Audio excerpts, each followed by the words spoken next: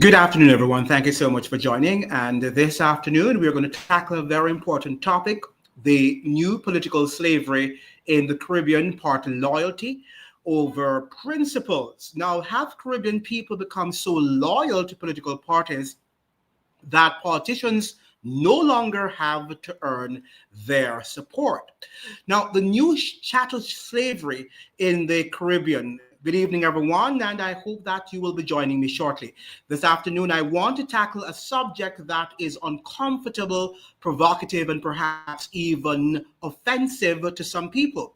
Are we witnessing a new form of slavery in the Caribbean? Not the slavery of the plantation in the traditional historical sense, not slavery in which human beings were legally classified as property and bought and sold. I am talking about something different, but something that I believe deserves serious examination. I call it political and economic slavery. And this afternoon, I want to even further and ask, I want to even go further, I should say, and ask whether what we are seeing is part of the Caribbean new manifestation of slavery, a new form of chattel slavery, as it were, where human beings may no longer be legally owned, but where their labor, economic opportunities, land resources, and future can become controlled by systems over which they have very little influence. Now, let me define what I mean. Chattel slavery was a system in which one group exercised ownership and control over another group's labor, movement, economic life, and future. The enslaved person worked, but did not control the fruits of his or her labor. The plantation owner controlled the land, the plantation owner controlled the production, the plantation owner controlled the economic system, and the enslaved population had little or no power to determine the conditions under which they lived and worked. Now, obviously, modern Caribbean citizens are not legally chattel.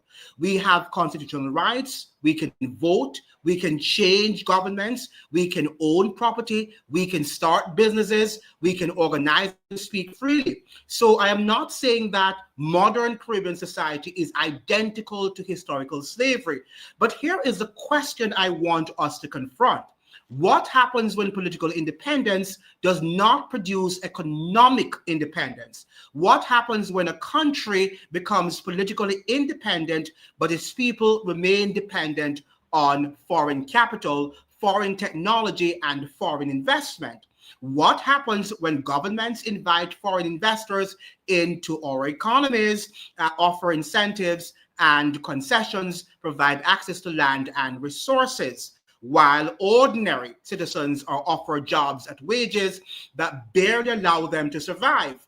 And what happens when politicians repeatedly tell us that these low-paying jobs are evidence of economic progress? Is employment enough? Or should we be asking who owns the economy and who receives the greatest share of the wealth produced?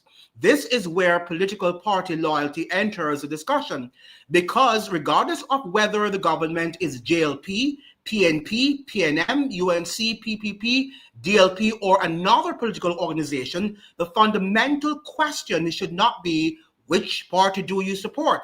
The question should be who is benefiting from the economic system. Because if politicians can change governments but cannot or will not change economic conditions that keep ordinary citizens struggling, then what exactly has political independence delivered? And this is where I believe Caribbean people need to have a much more serious conversation. We celebrate independence, we celebrate our flags, we celebrate our national anthems, we celebrate our political leaders, but do we have economic independence? Can a young Caribbean person work for decades and actually acquire a home? Can ordinary family live comfortably on the wages the family wages offered? And can our farmers compete? Can our small businesses survive? Do we control our natural resources? Do we control enough of our land? Do we have meaningful ownership of the industries operating in our countries? And most importantly, Are our governments negotiating investment deals on behalf of their citizens, or simply competing with each other to attract foreign capital at the lowest possible labor cost? That is the uncomfortable question tonight, because there is another form of dependency that we rarely discuss: political dependency. When citizens become so loyal to a political party that they defend everything their party does, even when their own economic circumstances are deteriorating, that party loyalty can become a mechanism of control. You can change the color of the government without changing the underlying economic stature or structure. And if the people remain poor, indebted, underpaid, and dependent, while political and economic elites continue to benefit from the system, and then we have to ask whether political independence has translated into genuine freedom. So this evening, I am not asking you to defend the PNP. I am not asking you to defend the GLP. I am not asking you to defend the PNM, UNC, PPP, DLP, or any other political organization. I am asking you to defend the Caribbean citizen, because perhaps the greatest political mistake we have made is allowing ourselves to become loyal to political parties, when our loyalty should first be to our people, our countries, and our future. So this afternoon, the question is, the new chattel slavery in the Caribbean: are we truly economically free, or have we simply replaced the old plantation with a new economic system in which political elites control the rules, foreign capital controls much of the investment, and the Caribbean people supply the labor? Let's have this very important conversation that is due. Now, we are hearing that Caribbean home to new transatlantic slave trade. During the days of the transatlantic slave trade, Caribbean islands were used as a major port of trade. The islands were also home to seasoning camps where newly arrived slaves were broken in, tortured into obedience, and taught skills and customs to make them more suitable to a life of plantation slavery. Now, this is what happened. Now, during the days of the transatlantic slave trade, Caribbean islands were also used as a major port of trade. The islands were also home to seasoning camps, which we have spoken about. Now, at a workshop on human trafficking taking place in Guyana, South America, yesterday, Fernando Garcia Robles, coordinator of the anti-trafficking unit of the Organization of American States, that's the OAS, said Caribbean countries are at the center of sex trafficking routes.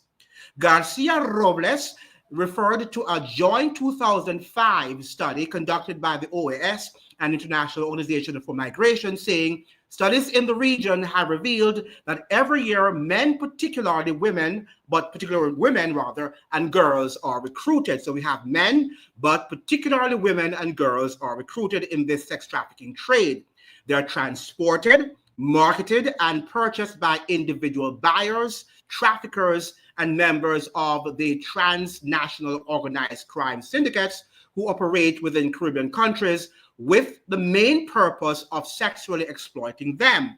Trafficking victims are moved within the region and also brought to Europe, Asia, and other countries in the Americas. The Caribbean region sees more migration than most other regions in the world. Millions of people visit the Caribbean every year as tourists. Added to this, Garcia Robles said the migration rate within the region is the highest in the world. So it means, therefore, that we're seeing where people are not seeing where they are surviving in the Caribbean region. So hence, they're looking for other places to be able to live a decent life, because it's just not here in the Caribbean region. Now, when we talk about slavery in the Caribbean, we usually look backward. And that's my point, that we tend to sometimes look back to history. We remember the plantations. We remember forced labor, colonial exploitation, the denial of political rights, the destruction of families, and an economic system designed primarily to enrich those who controlled the colonies. And rightly so. That's very important. But this afternoon, I want to ask a much more uncomfortable question.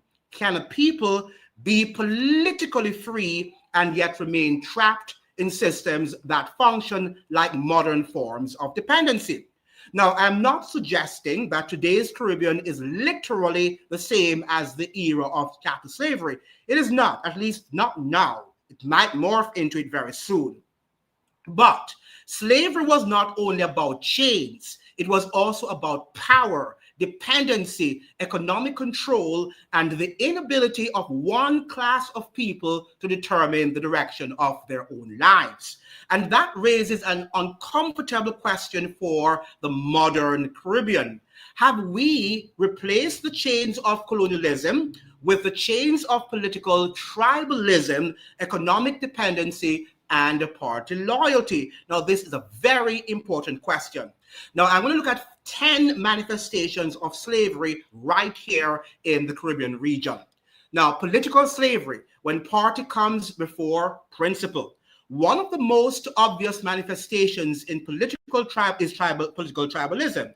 Now, in many Caribbean societies, people don't necessarily vote for policies. They vote for the people or the politician that they like.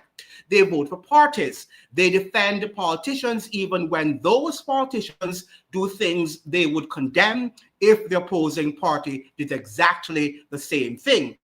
The question becomes, is he our politician or is she our politician? We have to ask. Rather than, is he doing or is she doing what is right for the country? How many of us ask, is he or she doing what is right for the country, as opposed to, this is my politician, whether or not he or she is doing what is right for the country? Now, that is dangerous when you're just looking at a political actor, because democracy is supposed to make politicians accountable to citizens. But if citizens become permanently loyal to political parties, the relationship can be reversed. The politician no longer has to earn your support. He simply has to convince you that the other side is worse, which they normally do, and then they get into power and the cycle continues in ad infinitum. And once that happens, accountability begins to disappear. The citizen becomes politically captive. Now, let us look at the second manifestation of slavery in the Caribbean. Economic growth does not automatically mean a better life. And we have this thing, oh, what's the GDP? Now, governments frequently point to GDP growth as evidence that the economy is improving. But here is the question. GDP growth for whom? A country can record economic growth while ordinary citizens experience rising food prices, expensive housing, stagnant wages, inadequate healthcare, poor infrastructure, and increasing crime. GDP measures economic activity. That's what it does. It does not necessarily measure the quality of human life. If a foreign company builds a massive development and billions of dollars pass through the economy, GDP may increase. And might I suggest, I'm emphasizing the underlying word passes through. Billions of dollars pass through the economy. It does not remain there. All right. But what happens if most of the profits leave the country? What happens if the jobs created are low paying? What happens if local parties or local businesses rather are displaced? What happens if the average citizen cannot afford the products being produced?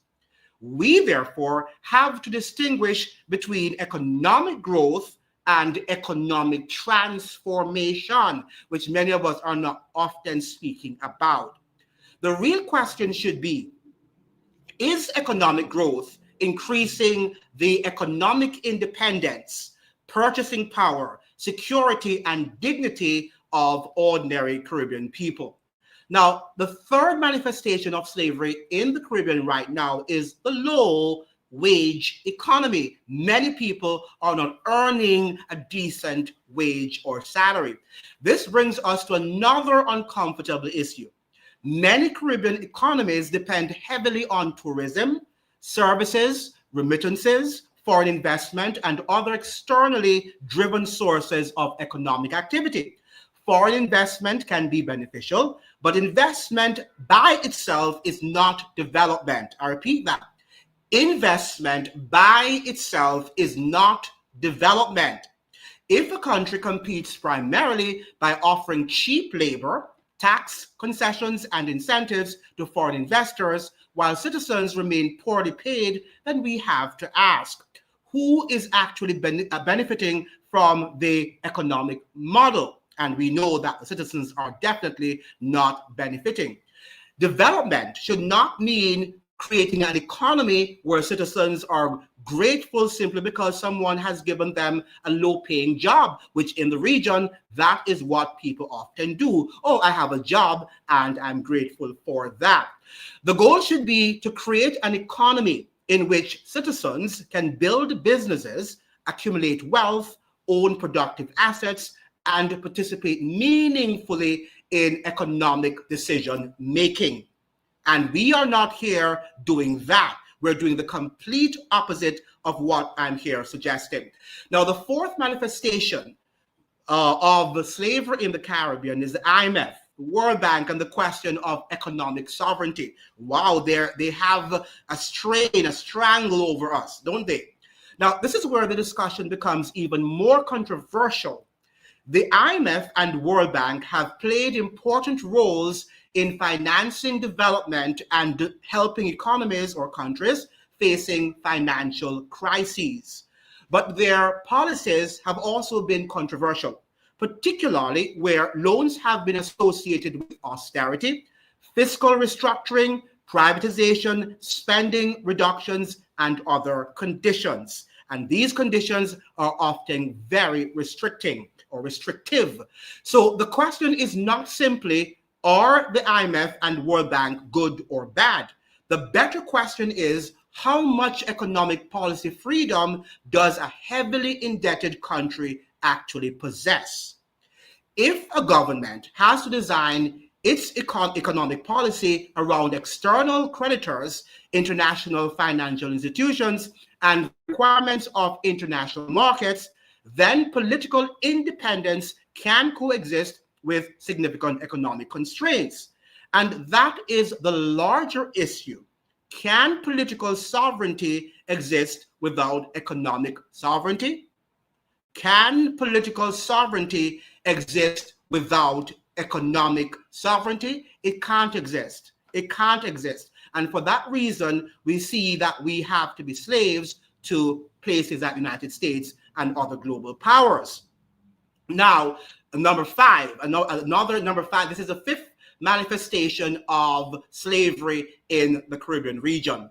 Now, reparations and the contradiction of modern Caribbean governance.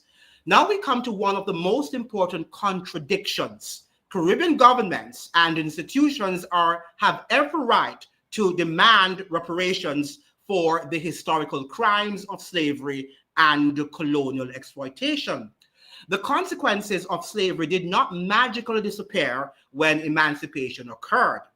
But if we are going to demand justice for the victims of historical exploitation, shouldn't we also confront exploitation occurring today? What about human trafficking? What about sex trafficking? What about the exploitation of vulnerable migrants? What about children caught in criminal networks? What about workers who cannot survive on their wages? What about communities trapped in cycles of poverty? What about corruption that diverts public resources away from citizens? And what about organized crime and the illegal movement of guns and drugs through Caribbean territory? These are not abstract issues. They affect real human beings right here in the region. Now, the sixth manifestation of slavery in the Caribbean is the gun trafficking and the value of Caribbean lives.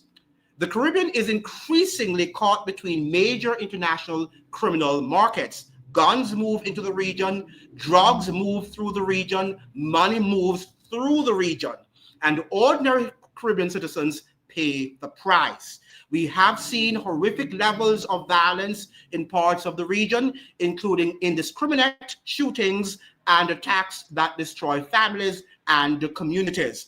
We must ask the question, if governments can mobilize internationally to pursue historical justice through the efforts of reparations or reparatory justice, why can't the same urgency be applied to protecting Caribbean citizens from modern exploitation and violence? Historical justice matters, but justice cannot only belong to the dead. It must also belong to the living. And they often tell us about what happened during slavery, but they're not telling us what is happening now and the modern manifestations of slavery right here in the Caribbean region. Now, the seventh manifestation of slavery, the high seas and the value of Caribbean lives. There is another issue that deserves serious scrutiny, and it encounters involving Caribbean nationals and vessels on the high seas. Now, we know that during the capture of Nicolas Maduro, that we've seen where the United States has now signed these status of agreement, between these Caribbean countries or among them, so that they can allow the United States military to actually shoot people on the high seas. Now, where force is used against suspected drug trafficking vessels, governments have an obligation to protect human life and ensure that international law and due process are respected. But that is gone. The fight against narcotics trafficking is legitimate. We want to make that clear. But the question must always be, what rules govern the use of lethal force and who is held accountable when people die? And last year we found that nobody was held accountable for the deaths of quite a number of people within the region. A small Caribbean state cannot simply accept every action taken by a larger power because that larger power claims to be fighting drugs. Sovereignty and human rights cannot become optional depending on who possesses the bigger navy. Now, the eighth manifestation of slavery within the region, in my opinion, political independence without economic independence. This is perhaps the central issue of this discussion. We celebrate independence, we raise the flags, we sing the national anthems, we celebrate the heroes, but independence must mean more than changing the person who governs us. Real independence should mean that our people have meaningful control over their economic destiny. Can our young people find decent employment? Can they afford a home? Can farmers make a living? Can local businesses compete? Can citizens obtain quality health care? And can governments provide security? Can people disagree with their political leaders without being treated as enemies? And most importantly, can citizens hold governments accountable regardless of which party they support? Okay, and this is something that we have to look at because we are becoming more politically tribalistic in the region as time goes by. Now, the ninth manifestation of slavery in the Caribbean, party loyalty can become a form of political dependency. This is where I return to the phrase political slavery. If I support a party regardless of what it does, am I really exercising political freedom? If I defend corruption because my party is involved, am I protecting democracy? If I refuse to criticize my own government because I fear the opposition more, or I want more views on my YouTube platform, who is actually in control? Political freedom requires the ability to say, I voted for you, but you are wrong.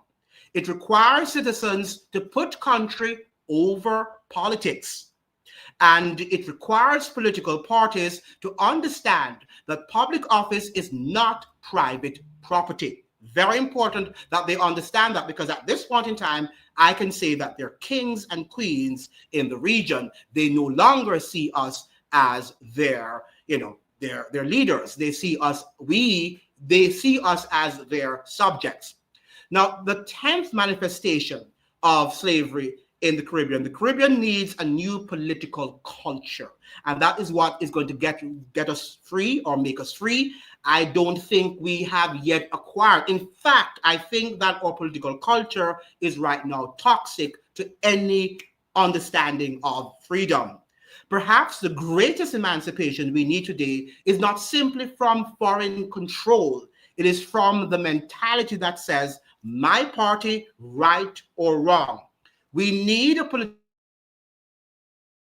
matter more than personalities, where competence matters more than tribal loyalty, where citizens examine budgets instead of campaign slogans, where governments are judged by outcomes rather than promises, where GDP growth is examined along wages, poverty, inequality, housing, health, education, and purchasing power. It cannot be measured solely by, oh, we have 140% of this or that. Okay, that is not how you're going to measure the quality of people's life as regards the GDP.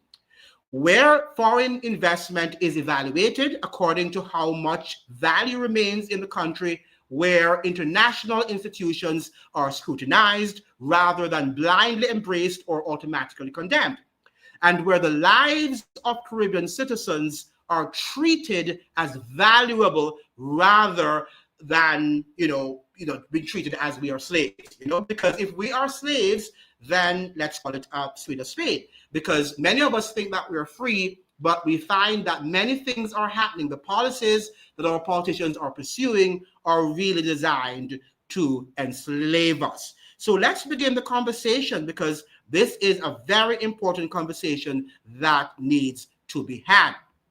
Now, there is a professor from Kenya who is opening up the discussion here this afternoon, and he's talking about the fact that Africa is actually seeing a mass exodus of its smartest, its brightest people leaving because they have no opportunities, and he's actually making that sort of connection between the slavery of then and the slavery that we have now. So let me just get him on the screen here and listen to what he is actually saying in his discourse here.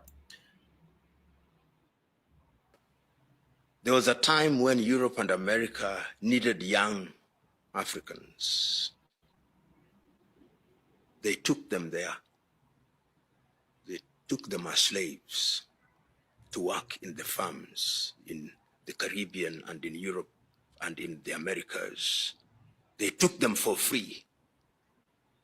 They humiliated them. There was a mass exodus. It's estimated that more than 50% of African population was taken out of the continent, that to build agrarian Europe. Today, there is a modern day slavery where we are training our young men and women. We are training them as nurses. Europe does not need people to work in the farms now. The new farms are hospitals. The new farms are ITs and companies and those. Now we give them a finished product to go to Germany. They give you green cards and blue cards and all these other cards to go and serve in Australia, in Canada, in the United States of America, in Europe. You are abandoning your country that trained you. And then you wonder why Africa is not realizing our potential. Is the problem solely theirs? We are part of the problem. We in Africa are part of the problem. Our young men and women are trained, then there are no opportunities. You train a doctor and you can't employ. You train an engineer and there is nothing because you are importing everything from China, so there is no engineering work here. You train a nurse, then your leaders, when they are sick, they go to Dubai or go to Germany or go to South Africa. They don't want to be treated by young men and women who have been trained as doctors. We must, particularly those who are in positions of leadership, are under a duty to ensure that they create opportunities, because we elect them into office to do exactly that. In agriculture, look at a country, little country like Israel. Israel has nearly 6,800 researchers per million. In Kenya, I don't think we have 350. And the population of Israel is no more than 9 million. They are researching in agriculture, in health, in education, in artificial intelligence. Here, we don't have money for research. Our universities have become glorified certificate issuing institutions where little research goes on. Then we wonder why we can't create employment. In other words, it is modern day slavery, what you now see. Brain drain. Do I blame the men and women who are going to those places? No, I don't. Because they have to survive. It is only the few who are dedicated who are remaining in the continent. In any event, when they go out there, they are supporting our countries. If you look at one of the second largest, I think it is the second largest source of income for many African countries, there's diaspora remittances. Ask Ghanaians, ask Ethiopians, ask Kenyans, ask many countries. They rely on money from the diaspora. And many of them that I've met outside of this country actually would prefer to come home. But they can't. If you come home, it is nepotism. If you come home, mediocrity is what is dominant. If you come home, you are given salaries which cannot feed you for one day. If you come home, you are beholden to some politician who does nothing and earns money as much as the President of the United States of America in an economy that is many times smaller than the United States of America.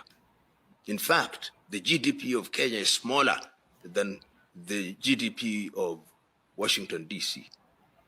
Smaller than the overall takings of Coca-Cola.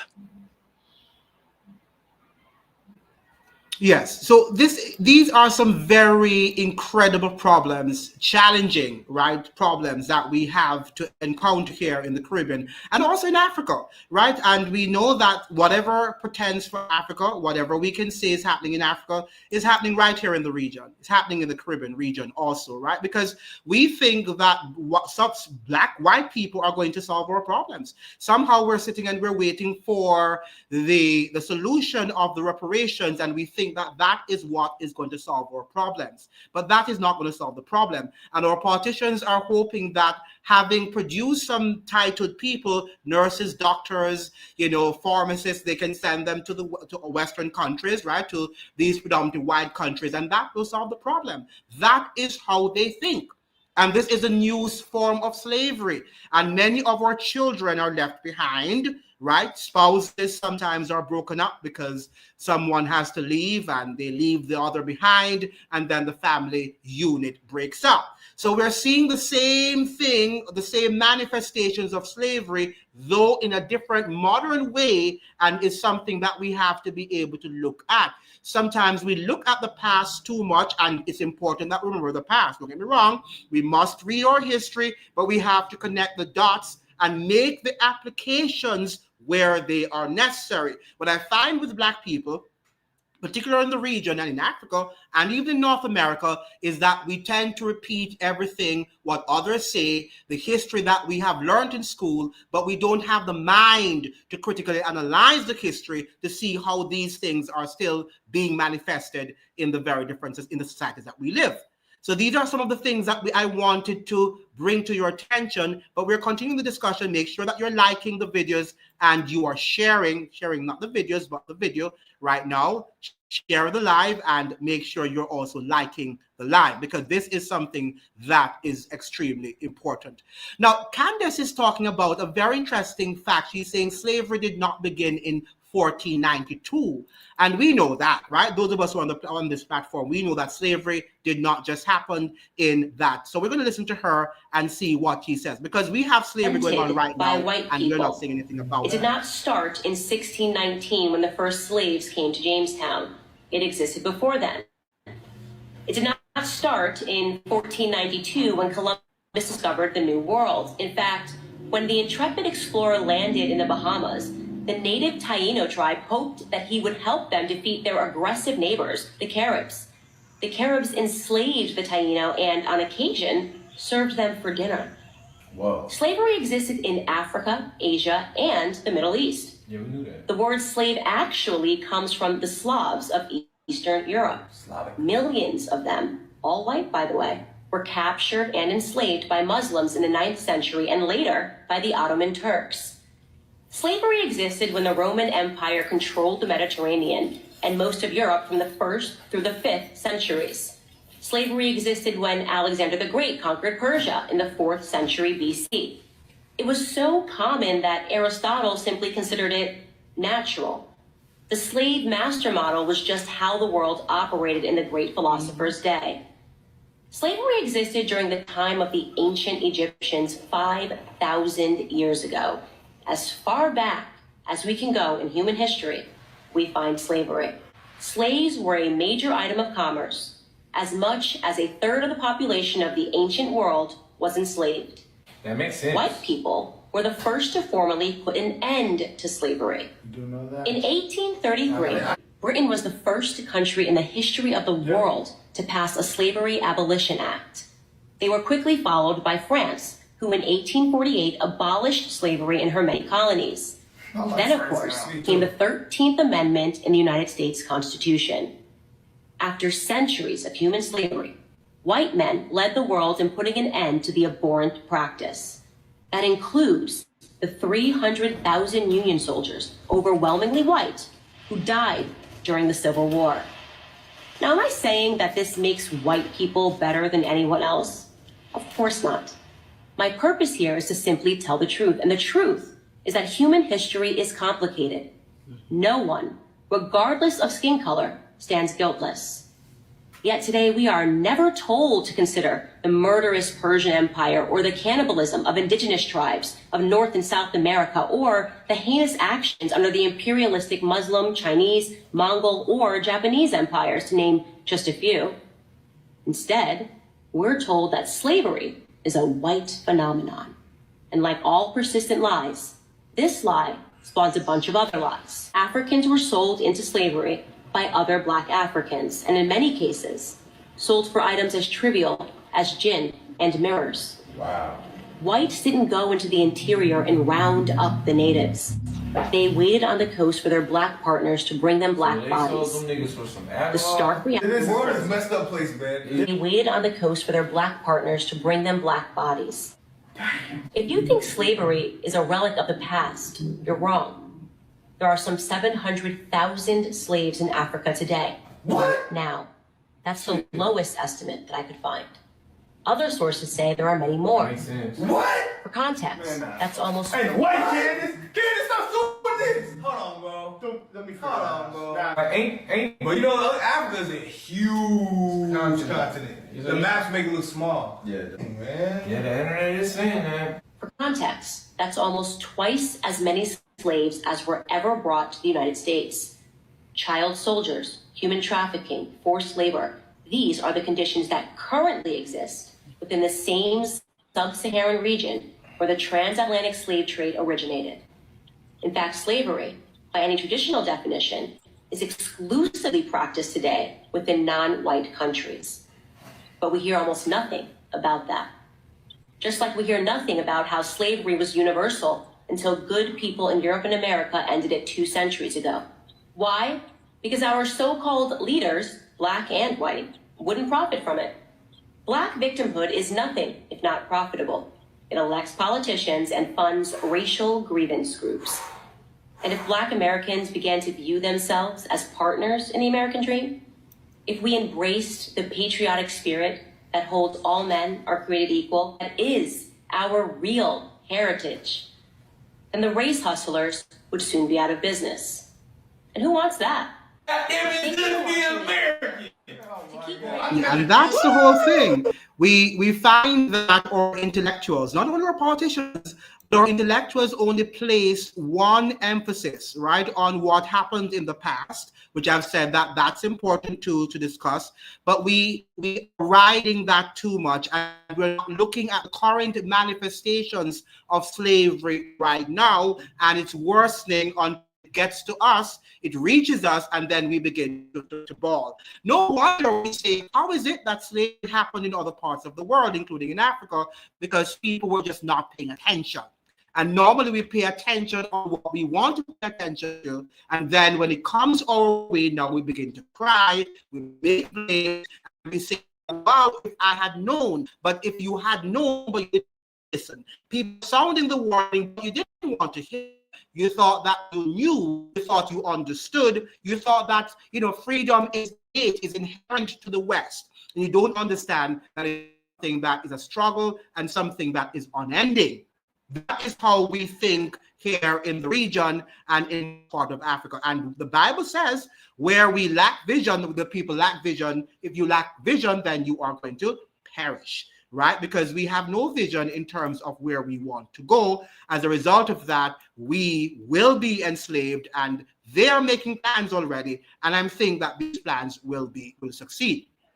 Now, look at what Walter Rodney is saying years ago about slavery, and he's correct. And he's talking from he died in 1980s, right? So it shows you that things have not changed, things have not progressed since the death of Walter Rodney and these people, right? We think we're living in modern times, but it's not modern. Okay? A force such as the IMF comes in and says, well, we want to make sure that you maintain your balance of payments. And we want to make sure that none of the credits that we give you are going into non-productive services like the bureaucracy, so there's more unemployment when they advance. And if there's inflation before they came in, there is more inflation as they enter, because they insist upon the removal of such things as subsidies, which may be vital, subsidies on basic foodstuffs and items which are necessary for life in the world. So inflation and unemployment assume tremendous dimensions. They have some grisly human aspects, some very frightening human aspects. Friends and I were discussing the phenomenon of crime in Guyana, a part of the world which under normal circumstances I would say is relatively crime-free. Certain types of colonial societies were not necessarily societies in which there was the production of a lot of crime. Certainly even until now, we have a limited amount of crime and we have no organized crime. But it develops within the context of the unemployment and allied social pressures, a species of very violent and depraved personal crime, the type that you would call mugging, which we more appropriately and evocatively would call choke and rob. And you better believe that it is choke and rob, you see, because you get choked first. And that, of course, is really crime of the poor and the poor. It is part of a vicious cycle in which they pin each other, because the structure of society, which I will continue to elaborate later, of course ensures that a segment of the population is accumulating and protects its accumulation. And they cannot be touched, so the poor prey upon the poor. And then, of course, when it comes to financial instability, our countries are totally at the beck and call of the... So we see where poverty and the crime and violence that we think is something that is unusual, is something that these people have planned and is designed. Right? That is how it should be, right? It's not something that is an anomaly to the Caribbean, or you think that is something that our politicians desire to eradicate. They don't. In fact, it's a part of the agenda, and that is what you have to understand. In fact, the paper here is the fact Al Jazeera is saying that U.S. debt hits $40 trillion. Does matter. So we have heavy borrowing, increased spending, and tax cuts by Democratic and Republican administrations have long raised concerns. So at least Al Jazeera is saying both parties are responsible. Total United States debt has surpassed $40 trillion for the first time in history, according to a Department of Treasury update on Wednesday. Ballooning debt, especially during President Donald Trump's second term, which began in January last year, the paper is reporting, let me get back here, has raised concerns about a looming fiscal crisis for some time, with economists fearing a toxic combination of heavy borrowing, increased spending, and lower taxes could land the world's biggest economy in crisis. Now, who do you think is going to pay for that? Do you think the politicians is going to pay for that? The high debt that they have created in the economy? Do you think that the people now, what we call them now, the economic elite, are going to pay for? No, you and I are the ones who will have to pay. Even those of us in the Caribbean will have to pay for this debt through the IMF and World Bank strictures and their policies. That is how the game is run. So you might find, what do I have to do with US debt? And I'm living in Trinidad, I'm living in Tobago, I'm living in Jamaica. Yes, you have. That is how the economy is set up for the big economies to the debt to pass on for countries in Africa, in the Caribbean, in Asia, and around the world. So we have to be very, very careful. Let me see what some of you are saying. Hello, everyone. And I'm seeing here, Alexis is saying, and since Walter Rodney not in his place to continue efforts to eradicate ignorance and violence. You know, and even if they had taken place, I think that people would still not take them seriously. I don't know, because there's something about what the school has done and the education has done to our people. We are so brainwashed that many of us, and that's why I'm carrying the title, our understanding of history has been politicized. Our understanding of science has been politicized. Our understanding of religion has been politicized. So if we have these things, if our vision, if our understanding of the world has been politicized, how are we going to be empowered? If we can't just look at knowledge and say, you know, whether I like it or not, then this is the truth, and accept it and run with it. No, because it really does not align with my political values, my political understanding, with my political view, worldview of the world. And that is what is happening in the world. So I do not think, if the likes of these men were around, that we would have listened to them. We glorify them when they say what we want to hear. So we take from it and we run with that. But the real thing, the substantive issues that they were talking about, and if they were alive now and they were preaching just like I'm preaching, you would not have listened, because people are generally opposed to the truth. As we live, we are forced to focus on silly and unimportant things. Absolutely. And that is why we see that few people are on the line, because they don't want to hear about slavery. They only want to hear that they're going to get some money through the reparations and that their lives will be correct. But they're not going to get any reparations. Okay? You're not going to get any reparations. I'm sure you know the answer to that question. The question should be, how is it that the elites are prospering while telling the populace that they can't be prosperous because of the past? Correct. Now, the fact of the matter is that we're not saying that they should not be highlighting the injustices of the world. What we're suggesting here is that there are literal manifestations of slavery right now as we speak that our politicians support. And the policies that they are supporting to are slave policies or plantation policies, yet they are looking and telling the world that we need reparations when the system continues to oppress the majority of the population and to be acting in the same mode that under slavery operated back in the days. So this is what we're saying. So our politicians are actually hypocritical.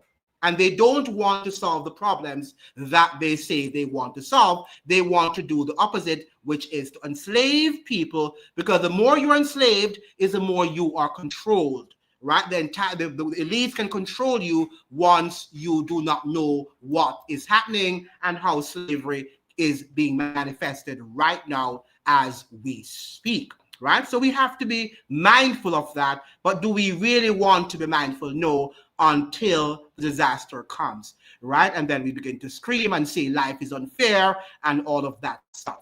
Now, listen to Miss Mia Motley, and she's talking about reparations. But listen to what she is focused on, right? And I want to listen keenly to her, because oftentimes we have to listen to them keenly and to understand what their agenda is if we ought to understand what they're saying, because they might use a word, a sentence that might just run over your ears and you think that, oh, that's what she said, but is that what she's implying? Okay, so let's go get to her now. Put her on the stage. Motley sat down with a British television station and said on British airwaves that Britain and the other nations that ran the transatlantic slave trade must pay reparations to the Caribbean and by extension to Africa. But also dealing with things such as the psychological rehabilitation as a result of the trauma, dealing with assistance and remedying the public health crisis. Most people don't even recall the diets of slaves were heavily salted, and in many instances have led to the kind of intergenerational hypertension and diabetes and chronic non-communicable diseases that we see. And then in respect of the debt, Caribbean governments at the point of independence, there was no development compact to say, look, this is what you need to go forward. But what they did was to try to reverse the negative aspects of colonialism, which meant dealing with housing, which meant dealing with right to education, right to healthcare, all of the basic things that normal governments would want to see as part, in fact, of Sustainable Development Goals today that the United Nations has set up. Now, I said to you that this was started about 20 years ago, largely because in December 2000, I was then Minister of Culture and Education. I would have been the one leading the Barbados delegation to the UN World Conference Against Racism, Xenophobia, and Racial Discrimination.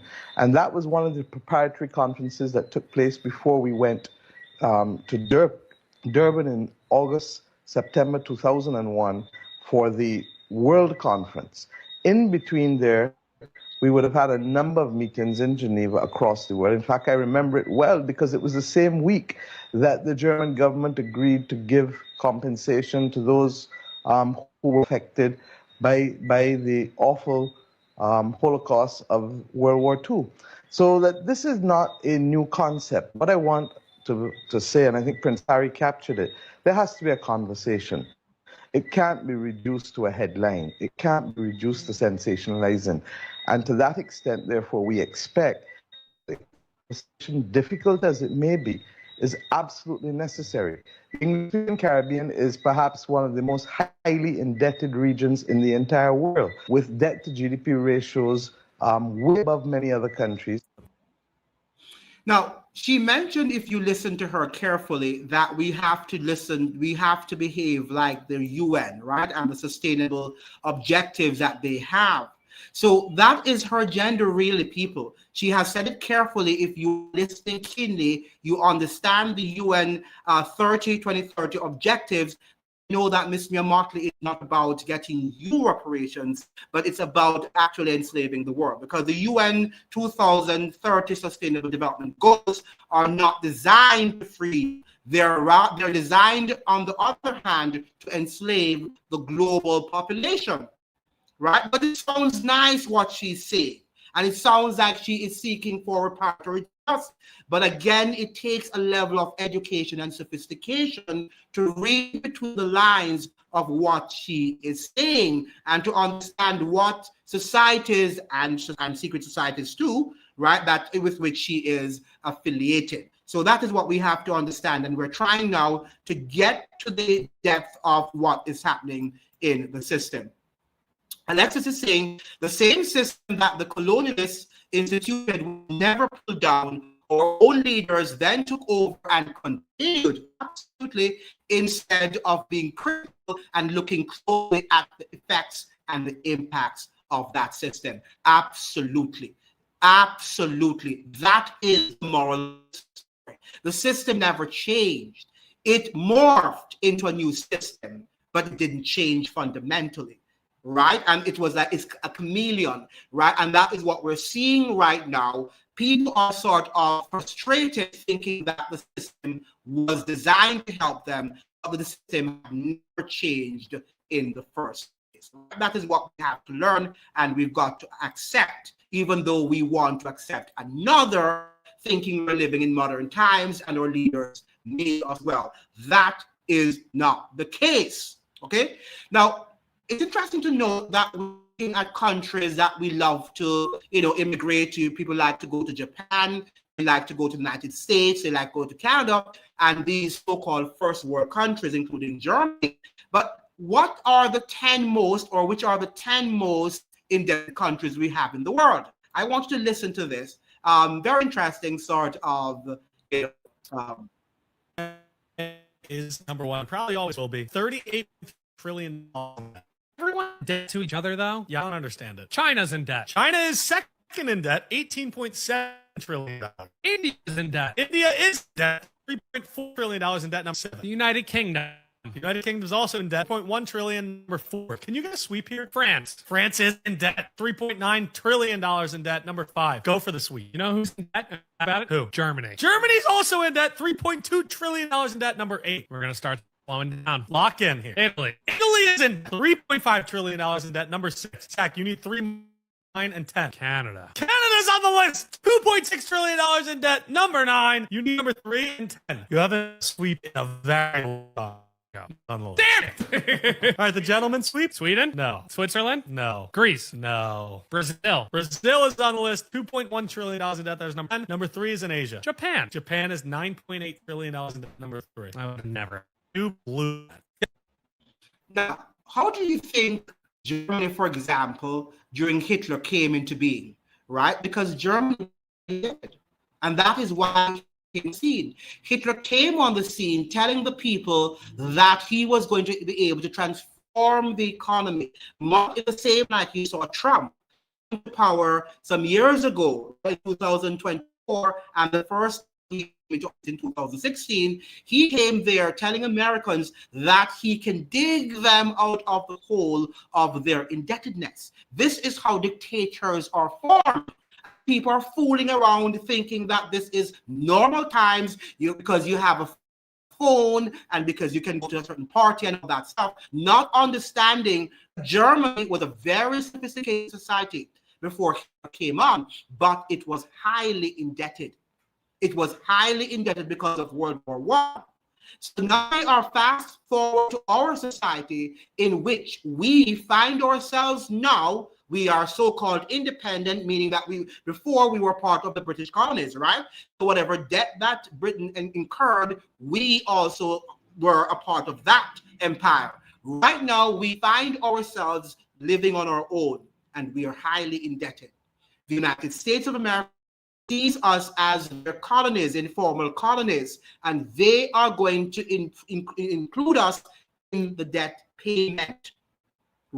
And you can see the United States is number one on the list of the most indebted countries in the world. Now, you understand why they are taking up all of the assets and the resources, including in Venezuela, in almost all the countries of the world, including our region, the Caribbean region. They are claiming they are militarizing the region, as it were. The other day, Andrew Holness in Jamaica formed a new status of agreement, with the United States, just like Trinidad did, and in which the U.S. military has now complete access to Jamaica to do whatever it wants to do with that country, to claim whatever it wants to claim, whatever land, whatever resources. Is doing the same thing in Trinidad, the same thing in Barbados, everywhere. Okay, so we are here playing games and listening to nonsense and drama happening between the government and the opposition when these things are happening and we're not paying close attention to them. And I'm telling you, Hitler is on its way and it's going to be worse than the Hitler that you saw in Germany. Okay, there in the 1930s into the 1940s. It's going to be worse because we have no surveillance. I made a video yesterday about the Jamaica Eye and the fact that the government is watching everything that you do. And in all other Caribbean countries and around the world, they're developing cameras that are going to be watching you, every movement you make. So if you think you can run away and be a part of and be away from the system, you are in serious delusion. You are not living in the real world. because an indebted world is that which is going to bring us back into slavery. Because the politicians are serious now about control. They don't want any opposition. They don't want any protest action. And by the way, I saw a brief clipping of a video on TikTok yesterday of a gentleman from Jamaica who said that he was willing to protest and calling all Jamaicans to protest and not to go to work on September 10th, because they want to show the government that the citizens are the one in control and not them. Do you know what the comments were? And I was shocked. And talk about we're united, because we're not united. The politics has divided us. The comments were like, I am going to work because, and they're saying, oh, because you're part of that party, you're part of the PNP or the JLP, and you're this and you're that. And nobody's looking at the whole principle of saying, let's not go to work and let them see who is really here in charge, we the citizens. Because if you don't go to the hospital, you don't go to school, you're a strike, an island-wide strike.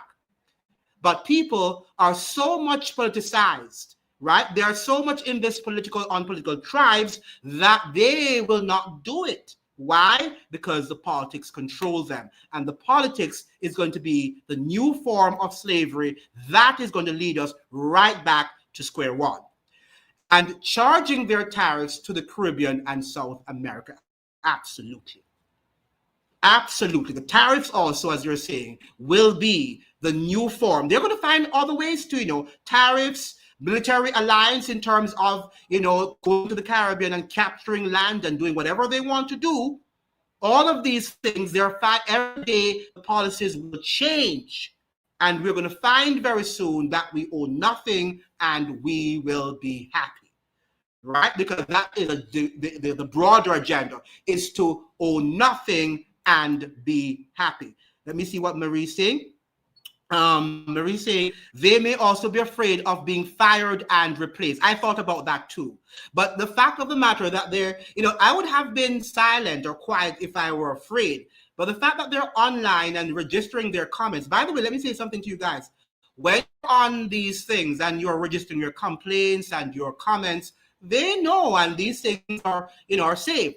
So when they're telling them I'm not going because, whatever. Now, if we're afraid of them, then it means that we have lost the game.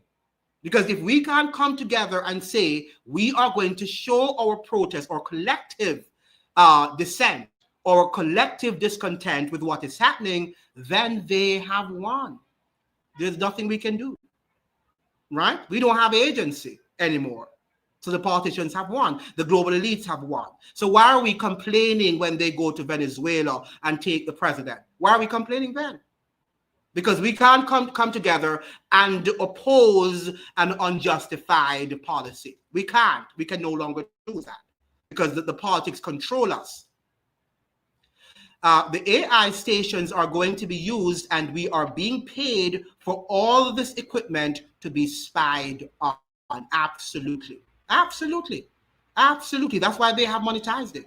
But at the same time, they can control, by monetizing it, they can control the speech. Because if you're not telling them, if you're saying something that is going to be a threat to the system, they will not monetize you, or if they monetize you, they will keep you in your lane.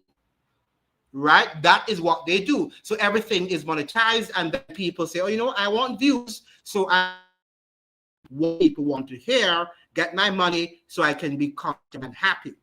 And that's exactly what is happening in the world.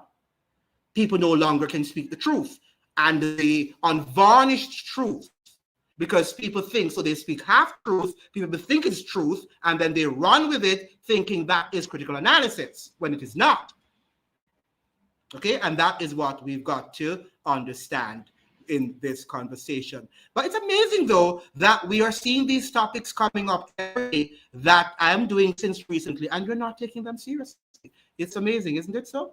And then tomorrow you see something and you begin to cry. Now, I leave you with this this important point here. I think this guy is making very important point that the borrower is slave to the lender. Very important point. Then you are in modern day slavery. Now, Proverbs 22 verse 7 states that the borrower is a slave to the lender. Now, I don't know if you've ever thought about what that actually means.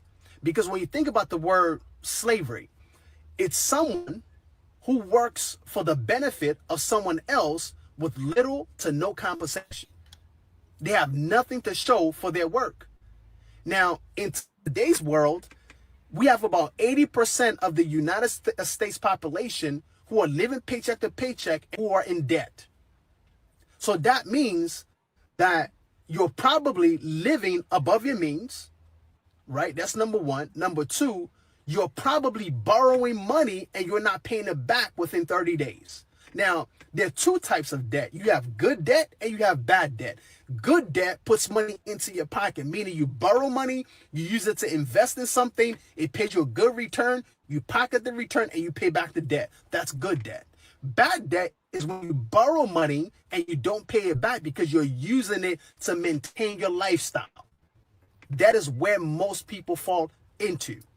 So there are a few things that you need to do if you want to become financially free. Number one, stop borrowing money. You cannot get out of debt if you continue to borrow money and repeat the same cycle. In order for you to do that, you got to understand that you need to cut down your lifestyle, reduce your expenses. Whatever is causing you to get into debt, you need to do what we call circumcision on those things. That's number one. Number two, you need to come up with a system that allows you to accelerate the rate at which you pay off your debt. Some people have been in debt for 5 years, 10 years, 15 and 20 years. They never came up with a strategy to help them get out of debt within 5, 7, or even 10 years. It's possible, but you need to create that system. So if you're this and you're tired of struggling financially, nothing seems to be working for you financially, you need to start with the basics. Stop borrowing money. Number two, come up with a system. And I would even add number three, figure out additional ways that you can create other streams of income outside of your 9 to 5. Now, that's what a very intelligent, discourse there, and the solutions, the recommendations that he made. And one of the things he's saying, debt in of itself is not bad. So if you are actually taking some debt, a loan to, set up your office or maybe to study, but you're in a field that is going to generate lots of money and you can pay back your debt easily, nothing is wrong with that. All right. So you have good debt and you have bad debt. So don't now think that every debt is bad, right? Sometimes you have to borrow because that is how the world runs, and you need to do something and you don't have the money at the capital at the moment. So you might have to borrow. But what he's suggesting is that you must understand how it's going to be paid through your business, through your career, something that you envision is going to reap in some profits, so you can pay back your loan, your debt, from the proceeds of that profit. But as much as it's possible, stay away, as he's suggesting, from bad debt. Now, are governments staying away from bad debt? No, they're not. Why are they not staying away from bad debt? Because they know that we can be the slaves. When they borrow, they won't be the slaves, neither their children, neither the economic elites. We, the citizens, will be plunged into slavery because the country is indebted and will no longer be able to pay its bills. Okay, so that is what we have to understand. Our governments talk big language, but at the end of the day, the citizens are the ones who will have to suffer the consequences of every policy decision that is made in Parliament or in Congress. That is what we have to understand. Now, in the Caribbean, Alexis is saying we should have been cohesive enough to refuse to take on the issues. Absolutely. But the fact is that we are not cohesive. We are not cohesive. And why are we not cohesive? Because of the politics, for the most part. The politics have divided us in terms of those who are PNM from those who are UNC, those who are PNP from those who are JLP. So if the politics divides us and that is our worldview, then we think our worldview is justifiable. I'll give you an example. People are talking about Meghan Markle and Prince Harry. Why are you spending your time talking? And I probably should do a video on that. Why are we spending our time, actually talking about Meghan Markle and Prince Harry when these people are part of an elite group that are planning to enslave you. But because they have their problems, you want to take on their problems when that is total distraction. Right? Because neither Meghan Markle nor Prince Harry means you well. They don't care. They don't know you. Neither do they care about you and your problems. Look at them. People are speculating that Meghan Markle and Prince Harry are indebted. They don't have any money, but they can run back home to their elite families who have lots of properties in Great Britain, right? And they can be sheltered again. Well, I'm not sure if that, rumor is true, right? That their money has been exhausted. What I'm saying to you and to me, to myself, is that we do not have the means when things go wrong, we don't have a refuge where we can go and say, give me some thousands of dollars so I can live. I can be able to survive. They do. Even though they've exhausted their funds, they've run back home to Daddy, to King Charles III, and he will take care of them. And why are we so much concerned about, racism against Meghan Markle? Meghan Markle is a part of a system, the royal family that enslaved the Caribbean society. So, and they have not changed. So why would you be? She voluntarily went into that system, into that corporation. So let her deal with whatever she gets from it. She has to take her licks, if there are any, and I'm sure there are lots to take. Why are we concerned about if she's happy or she's not happy? She's not concerned about your happiness, neither is she concerned about your ability to survive. But you're concerned about her and Prince Harry, right? Even though they belong to a corporation that gave you nothing after slavery and emancipation, ended. Or well, we got our emancipation, we got nothing. Yet still, the planters were actually compensated for the damage that they inflicted on slaves. So our politicians equally are being compensated for taking away our lands. They are being compensated for bringing investors who will give you slave-like wages. They are being compensated likewise. And we have to make the connection, people. But we're not making the connection. We think we're living in a different... So why does Miss Mia Mottley speak about that? That her pocket and that of Andrew Holness, they're making millions of dollars by doing the agenda, completing the agenda of the world elites. They are. In the same way that the planters got money for inflicting damage on the slaves. But we are the slaves. We are the slaves, and we're living on grand plantations, whether you're in Trinidad or you're in Tobago or you're in Jamaica or Barbados. That is what you're living on. You're not living on a free territory, as they tell you that you're living on crown land. It's taking over that crown land. Okay, and they will do, as they're in Venezuela, whatever they will with it. You can talk all you want to talk. You can talk your left-wing thing about oppression and blackness and emancipation. They don't care. In fact, they're the ones who have formed that language to distract you away from the real substantive issues that you can talk every day about slavery and what happened in Ghana and how you're going to go to the Gold Coast and you're going to that and you love Africa and all of that stuff and you're doing nothing to help Africa. As the professor was saying, he said most Africans are leaving, going to the West. You're trying to get there because you want to fulfill your fantasy of what Africa stands for. The Africans are leaving, but you want to go there because, oh yeah, I'm going back to Africa. You think it's something, that will fulfill your fantasy. Now, I'm not suggesting that, if you love Africa or you love Honduras, or if you love Ghana or Colombia, you can go there. I'm sure that's what you should do. But don't fantasize about these countries thinking that they're not going through problems of colonialism or neo-colonialism and neo-slavery. But your perspective at school is something different, right? You're left-wing and you believe what the Democrats say about slavery. Because all our history, science also have been politicized. Everything has been politicized. And that is how we see through those lens. We filter our knowledge through those lens and through what we hear on these, podcasts, who many of them don't even understand what's going on in the world. But they get your attention because you don't understand. So you oh yeah, and you're going to get Miss Mia Motley and you jump, get some noise, and there's nothing that they're doing but entertaining you. And they know that too, but they know that you're stupid. Right? They know that you are stupid and you want to be stupid. Okay? You have to wake up now to see that we have to understand that societies more into different, ways, many ways. And slavery yesterday is not going to be reflecting the slavery of today. So we have to examine deeply, profoundly, the manifestations of slavery today, not what happened, 200 or 300 years ago.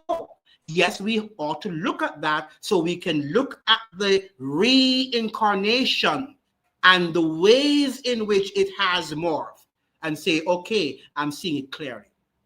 Just like what happened 200 years ago, I can see that this is happening too in a different way, in a different mode, but it's the same thing, right? But many people can't do that. And this is where now critical analysis and awareness comes, and this is what we lack in the region in terms of critical analyses. Now, any other comment? We are seeing now that we are going to wrap up the topic in terms of slavery. For those, make sure you like the video and you share it with as many people, because these are the discussions that are really now important to have, which we're not having. It's not just about, oh, gas prices are going up, and you swarm the thing because you want to know if your gas price is going up. That's how you think a life should be, but that's not what lives should be all about. In the Caribbean, we should have been cohesive enough to refuse to take on, I think we read this already, the issues. Okay, so yes, I think I had read this before. Any other question? Any other comment before we go? Any other comment?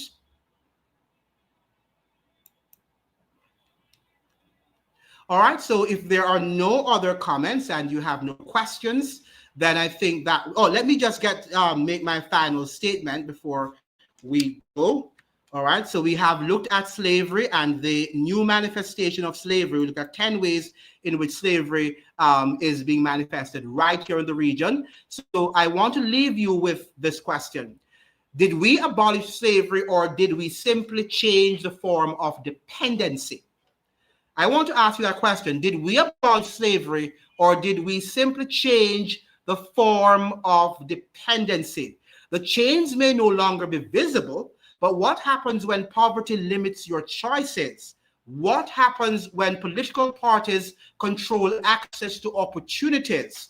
What happens when citizens are economically dependent on governments? What happens when foreign capital controls major sectors of our economy? What happens when international institutions influence the economic policies of sovereign states? What happens when criminal networks exploit the vulnerable? And what happens when citizens become so loyal to political parties that they stop demanding accountability? Perhaps the greatest challenge facing the Caribbean is not simply obtaining political independence. It is learning how to exercise it, because independence without accountability is fragile. Political freedom without economic opportunity is incomplete. And democracy without an informed, independent citizenry can become another form of dependency.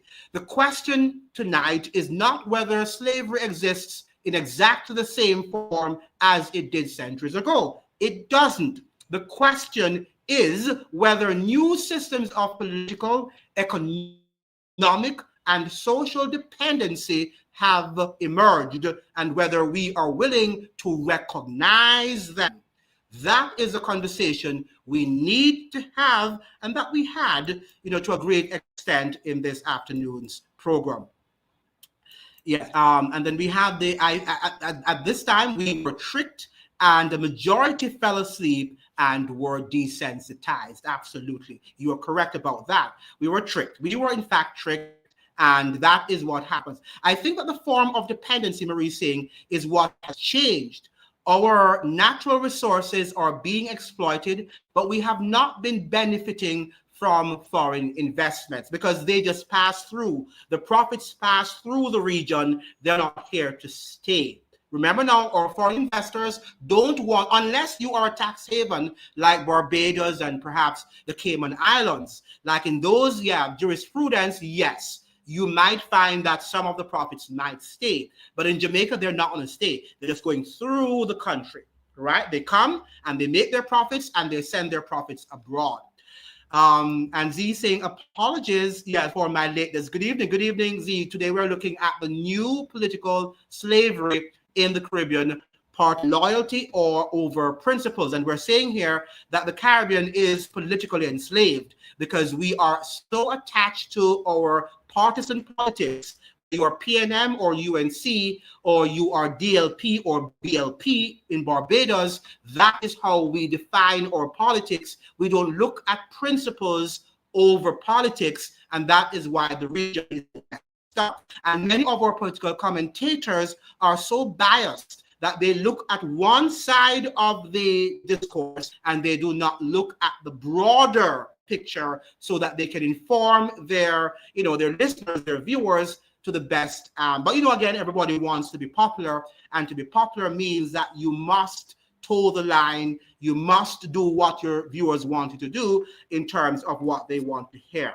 Okay, so that's what we're seeing now in the Caribbean, that we are more enslaved politically than maybe in former times, because our people, one, are not reading as they should read, and our school system has declined. Everything has been politicized. Even our education has been politicized. The history has been politicized, because a brilliant mind like the likes of Sir Hilary Beckles of Barbados, a brilliant man, a brilliant historian, but he's not the one willing to talk out and to look at the entire system and render an objective analysis of what is happening in the system, in this criminal system, right? Because he's on the agenda of reparations, but he's not speaking how modern manifestations of slavery are still with us. You don't hear him talking much about that. He still is clamoring for reparations from these former colonial masters, but he's not talking about the corporate politicians who have inherited the same system that was before them. Okay, he's not talking about that, right? So what about his brilliance? Are we benefiting from his brilliance?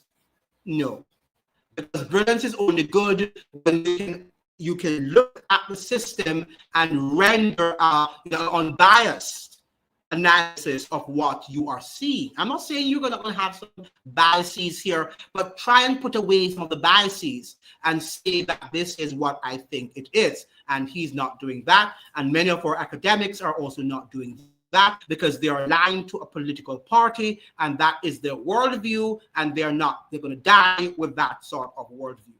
Okay, it's the same thing happened in the pandemic. The pandemic, many scientists, or some of them, knew that Fauci was wrong, but they were aligned to the Democratic Party. The Democratic Party was pushing a certain agenda, and they had to align themselves, even though they knew that the policies were flawed.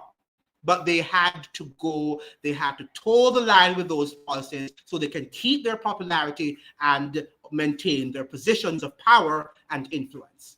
And that is what we're seeing here this afternoon's discourse. All right, so any other questions, comments? Because we were at the end. For those of you who are joining late, we started an hour ago, so we were just about leaving.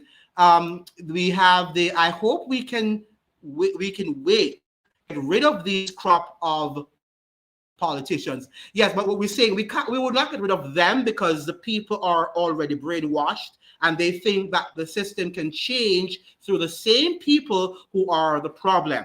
So if the PNM doesn't win tomorrow, then the UNC will win, and the cycle goes on and it never stops. right? Because people begin to blame the UNC for this because they're in power now, so they get the blame for whatever is happening in Trinidad. Then tomorrow the PNM comes, and then the PNM gets the blame, and they kick them out, and they put them at the UNC, and we just go on and on and on. The same thing happens in Barbados, in Jamaica, in Dominica, wherever you are in Guyana. Okay, so it's the cycle is repetitive because of the lack of knowledge of our people in the region and our unwillingness to speak the truth, though the heavens fall. Right? We don't want to be able to speak the truth because, you know, people are not going to, they are not going to see us as who they want to see us as. Then we have, well, sadly, it shows these saying that the true degree of how the people who claim to fight for our interests are genuinely fighting for our interests. Now, as I've been saying here on this platform, we can't blame our politicians entirely, no. Because as Obama said, when he was asked after he demitted office, the black people asked him, why didn't you do, you know, things for us? Why did you just go and do things for the gays and other people and you did nothing for the black community? You know what he said? Because you did not demand anything of me. So the citizens equally, we the citizens are not demanding of our politicians that they do what is right.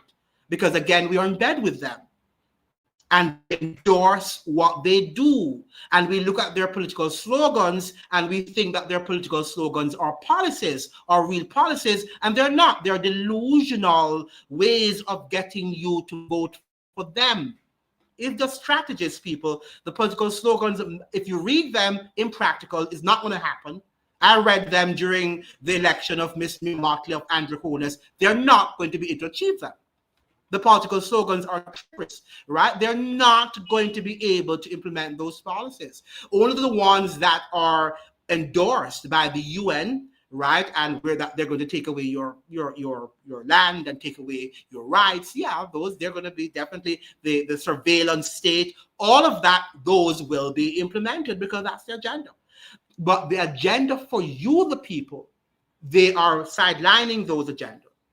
Right, at those agendas, and they will be able to enslave us. So that's the whole thing that is happening in the Caribbean region. So I don't think I would blame totally our politicians. I blame us, the citizens, who are uneducated and unsophisticated, and they know that too. Because they know that, because they know of the ignorance, then they actually play on the ignorance of the people, and that is how they get them every election cycle. Okay, and the same thing happens in the United States. It's not better in the United States too. And again, I think a lot of what has created that is social media that create people on, you know, and divide people into different likes, and the algorithm begin. The algorithm loves conflict.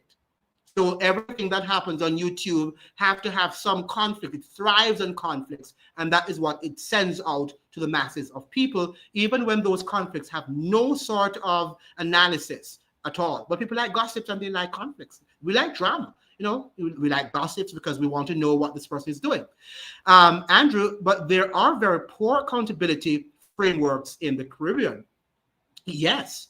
But again, if we were to demand that they be held accountable, they would have to. But the people hear them. So let us say that Miss Martley is not accountable according to Barbadians. And then they decide to put in the DLP. The DLP comes and they do either the same thing or worse. Right? And then so they're trying, but what I think the entire system has to change. And that's the whole thing. Alexis was saying it. I am saying it's the same thing. The entire system has to change. The system is rotten now. I don't think it can be reformed. It has to be transformed. How are we going to transform it? That's another question that we have to ask, another discussion. But the system cannot be improved on. It has gone, it's gotten too bad. It's rotten. And anything that's rotten, you can't really repair it. It's damaged good. You just have to get a new one. Okay, and that is the system that we currently, unfortunately, that is where we are now because of many years that we have the system. Why do you think you have crime and violence? Because they have to protect the system. Slavery was also controlled through violent means. So when we think our region is violent because you have some guys who are, hitting somebody and shooting somebody and trafficking drugs, they're not the real actors, ladies and gentlemen. The real actors are in Washington, D.C., or in the Congress, right? They are at the IMF, at the World Bank. These are the main actors. But they have to maintain a system through violence, and that is what they continue to use. You don't agree with it, then they just kill you. Right? And poverty eventually will kill you too. Because the more you're poor, then you have to, sometimes they're not directly involved in everything because, of course, they can't, they're not gods. But at the end of the day, the policies will eventually trickle down to poor people and they'll fight against each other. I know that populations throughout the Caribbean have pointed out and called for and demanded accountability, but politicians are aware of their power and use it to stifle dissent. Correct.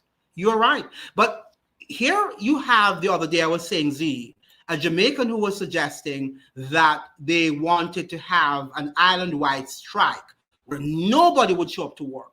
Whether you're a nurse or a doctor, a teacher, a lawyer, judge, everybody would sit at home and let the country say, no, that what is happening in Jamaica, it has to stop. But people say, I'm not doing it. So we have to come now to that level where we say fly high or fly low. If something is principled, I am going to stand with it, right?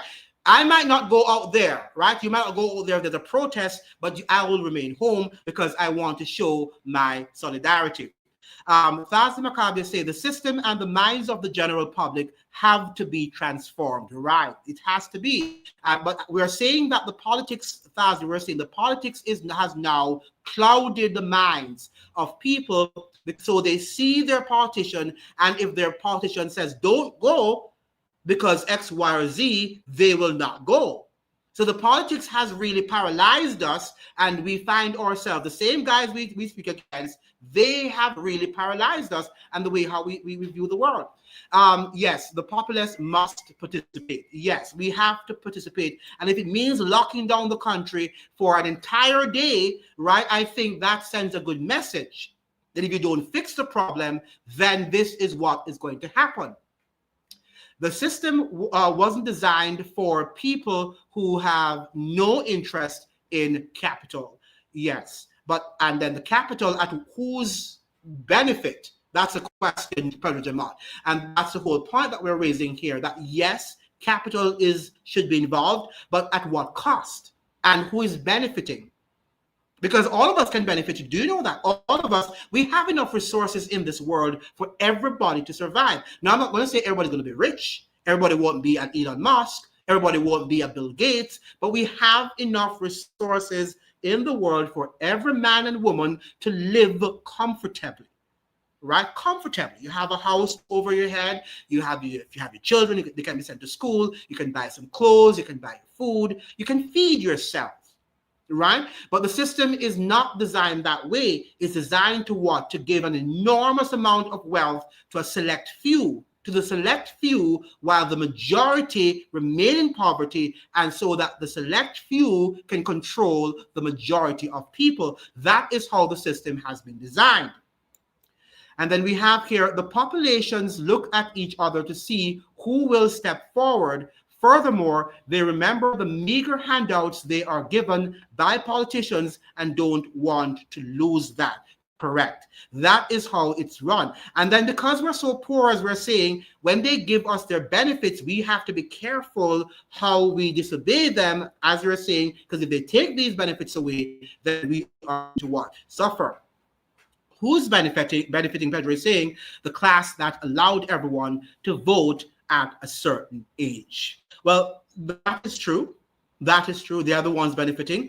But how do we stop them from benefiting? Because we're not benefiting. And eventually, we will have to be sent back to plantation, physical plantation. Now we are on the economic plantation. We are on the political plantation. But what happens when we are sent back on the physical plantation? And that is going to happen. because somebody will have to plow the land, somebody will have to clean somebody's house, somebody will have to do the menial tasks. Even though we have all these robots, and probably we won't, because you have the robots right now, right? So maybe we won't even be needed. And that is why they probably want to reduce the Earth population, because we essentially, human beings, are not going to be needed. Because if I want a gardener, the humanoid robot can do it. If I want somebody to clean my house, the humanoid robot can do it. So eventually we are going to become, they want us to become extinct. And that is something serious that we should be thinking about too, right? The enslavement of the human population through, and talk about genocide, talk about the, what we talked about the other day, eugenics, right? Technogenics, whatever you want to call it, it is serious. We have these saying all of this continues because we haven't left the mental plantation correct. We haven't freed our minds yet. We haven't freed our minds yet. And that is the essential problem, of the discourse. Actually, Elon Musk, Alexis is saying, is stealing our portion that we are not correct. He's only rich because he has stolen the wealth. No, the only reason you have billionaires and these people is because they've stolen enormous wealth from people, right? We shouldn't have in the word billionaires, right? Because how did you achieve it? How did you achieve becoming a billionaire? Through robbing and stealing from somebody else and suppressing somebody else's business, right? That is how. Elon Musk is not as brilliant as they think he is, but they will tell you that because they have the monies to show you that, oh, we are brilliant, because he is a billionaire and he's going into a trillionaire. We have go take it back. Well, correct. You can't take it back because we're slaves.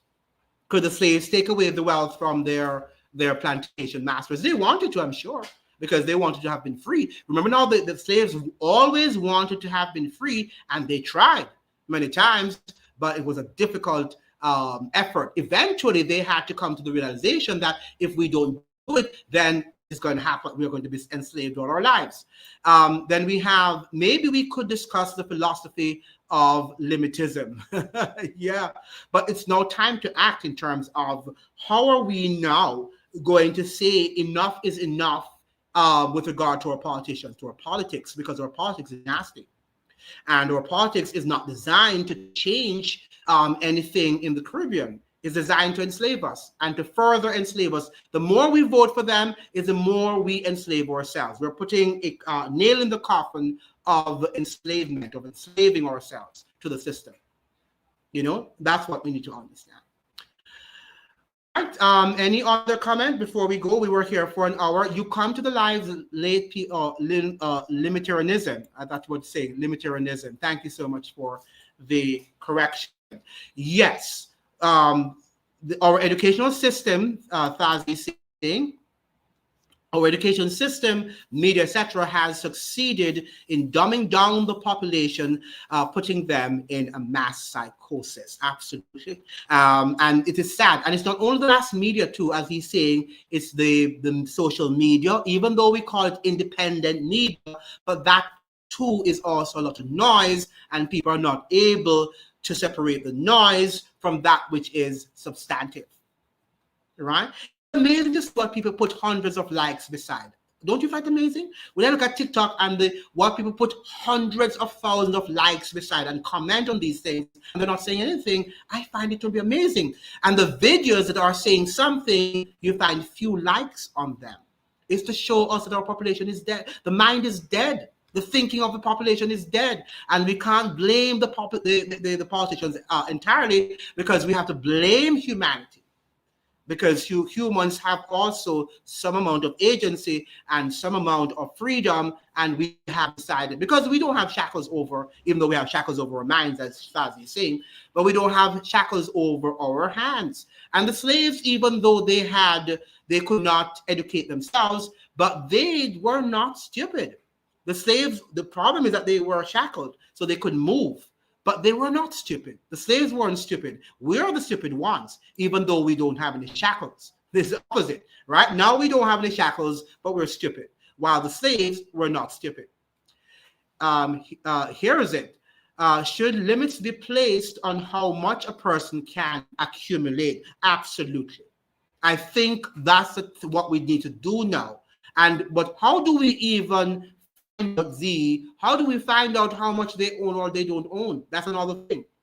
Because these guys don't live in transparent lives. They don't live in transparency. They live in secrecy. That's how they operate. So we don't know how much they really own. They own $1 million, but it could be 100 million. Now, look at the National Heroes Federation saying they give and why some are idolized, why they don't blow up cars like Mandela, they don't themselves. Yeah, I think we focus too much on national heroes too. We can't. I am not negating or gainsaying that we can look at people and look at some of the goods that they have done, the good that they have done, some of the strategies that they have, used in their lives or they use in their lives. But we can't idolize people like we're doing in the Caribbean. We tend to idolize too many of our leaders, and that's the problem. And Thazi is saying, yep, national heroes like Rihanna. Right. Well, she is a modern national hero. How did Rihanna become a hero? I just don't know. How did, because at least Jamaica is sort of, they are, they're conflicted in terms of should Bob Marley become a national hero? And I don't think he should. People are saying just because he's popularity by that standard, then he should become but popularity and heroism are not the same thing. And that's what people are confusing. They're conflating. You would have to implement China's social credit system that tracks everything about the individual. Well, the government should have enough information about these people, and the government should be the one to develop, after you have passed a certain limit of wealth, that it should be exposed. Right? Because guess what? If you have too much, then you will eventually, enslave the entire population. So that is what they should be doing, and that's not what they do. So as a result of that, these can hide their wealth, their profits, and then eventually control the government, and which the government eventually control us. Remember, the government is not in control now. It's these people who are in control, and they dictate to the government what they need the government to do. So the governments are the face. They're just the charade for that economic system that is designed to enslave us. Okay? And the governments did do the bidding of the billionaires and the elite economic class. Okay? All right, so I think I'm going to end here. You guys should come to the live early so we can have the thing sent out. So make sure you like the live and share it with as many people on the platform, okay? And check the chat to see when the lives are going to be produced, right? So because the algorithm is not going to send the lives out to you. I told you that. It's not going to send the lives out. That is how it is. It's not doing it. But who keeps track of the government? Very good. I think we, the people, have to keep track of the government, Bazi, and that is the whole thing. We have to keep track of our government. Thank you, everybody, and hopefully check your thing, like the live, and check the channel every day for the lives.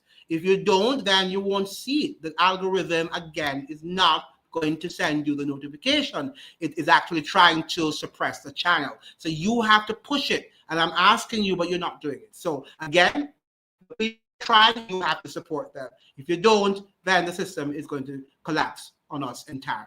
Thank you so much for joining, and I'll see you in another one. Ciao.